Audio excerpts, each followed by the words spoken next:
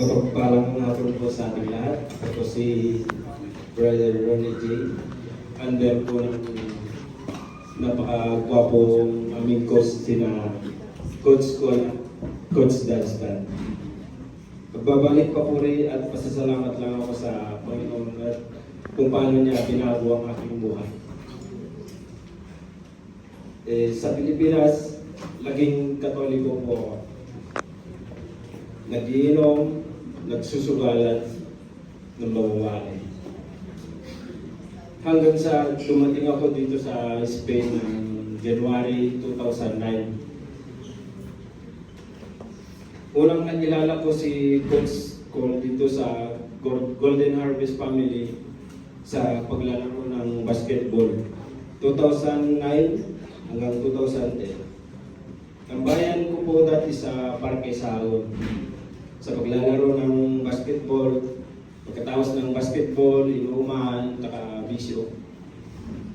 Tsaka 2017 or 2018, nagkakilala kami ni Coach Dunstan.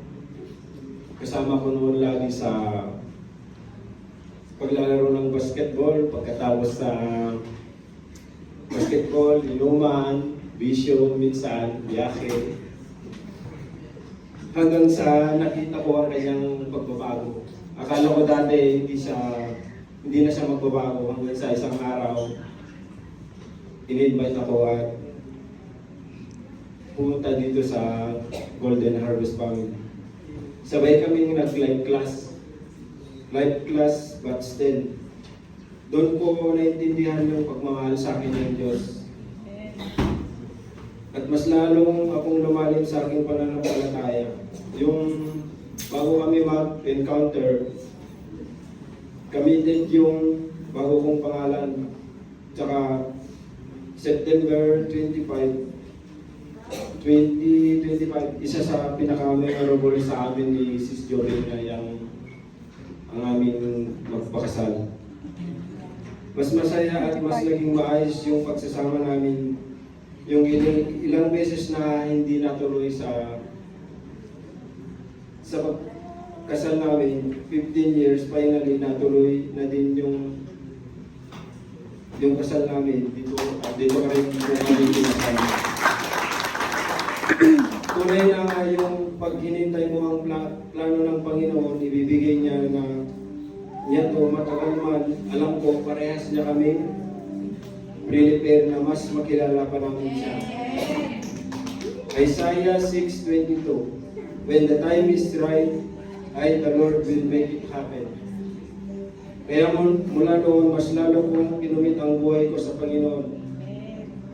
Dati nung una, hirap akong mag-devotion. Binabasa ko lang dati. Ngayon, parang hindi na kompleto ang araw ko pag hindi na ako nakapag-devotion. At ngayon, pati na ang anak ko, nagde-devotion na rin. Minsan, pag nagigising siya ng maaga, before pumunta sa school, sabay kaming nagde-devotion. May banding na rin kami ng aking tatay dito sa pag-attend ng mga gawain sa church. Yung pinagpipray ko lang noon na may sama ako sa family ko dito, pinupat na niya. Romans 12. Rejoice in hope, be patient in affliction, be persistent in prayer. Psalm 119:105. Your word is a lamp to my feet and light to my path. Romans 8:188. The trials today will not last forever. God is turning your pain into purpose and your struggles into a testimony. To God be all the glory.